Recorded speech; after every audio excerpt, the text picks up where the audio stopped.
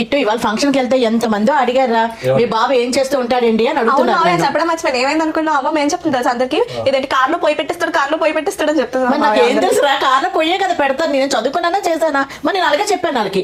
అమ్మ కార్లో పోయి కాదమ్మా, మనది one of the most leading BBQs in India.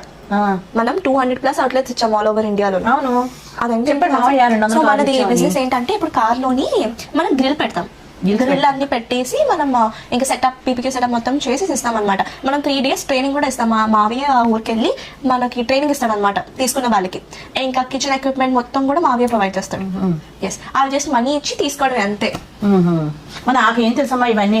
నాలుగైతే బాగుంది, నేను కూడా చెప్తున్నాను అందరికీ. ఇప్పుడు 200 అవుట్లెట్స్ అయిపోయి కదా, ఇప్పుడు లాస్ట్ 16 అవుట్లెట్స్. ఇవన్నీ ఏ అవుట్లెట్ అయినా సరే, కార్ BBQ ఏదైనా సరే జస్ట్ 3 lakhs కి ఇస్తున్నాడు.